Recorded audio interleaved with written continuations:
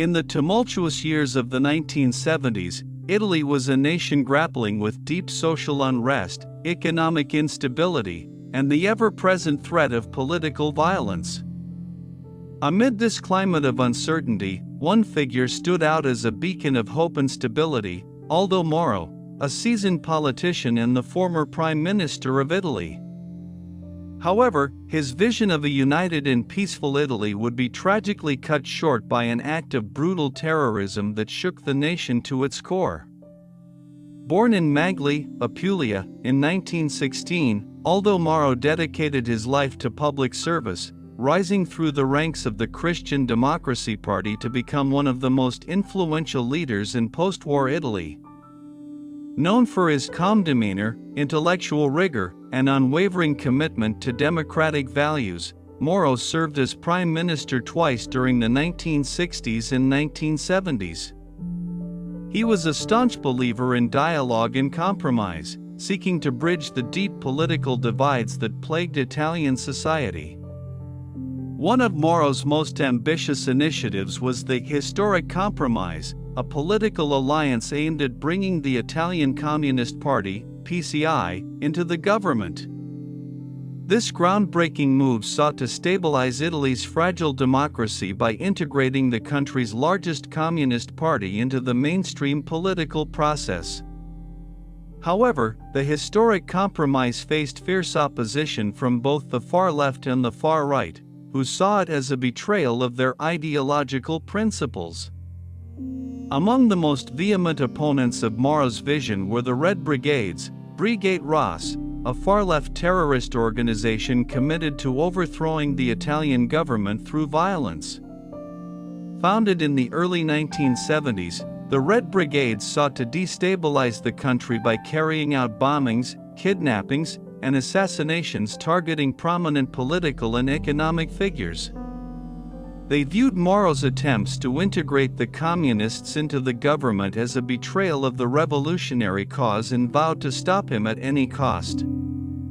On the morning of March 16, 1978, as Moro was being driven to Parliament in Rome, his car was ambushed by a commando unit of the Red Brigades. In a meticulously planned operation, the terrorists opened fire on Moro's vehicle, killing his 5 bodyguards in a hail of bullets. Moro himself was then abducted and taken to a secret location, where he would be held captive for the next 55 days. The kidnapping of Aldo Moro sent shockwaves through Italy and the international community. The Red Brigades issued a series of demands, including the release of imprisoned comrades, and threatened to execute Moro if their demands were not met. The Italian government, led by Prime Minister Giulio Andreotti, faced intense pressure to negotiate with the terrorists. However, after consulting with its Western allies, including the United States, the government made the controversial decision to refuse any concessions to the Red Brigades.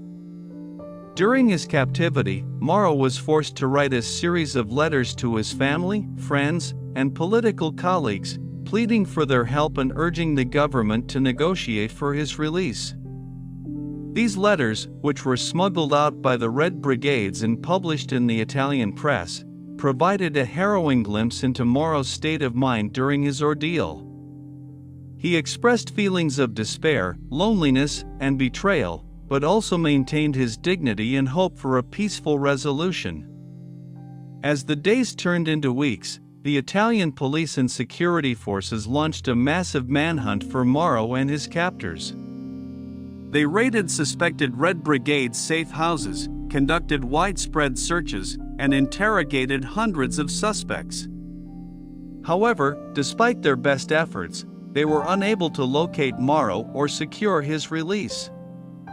The Moro affair sparked intense political debate and recriminations within Italy.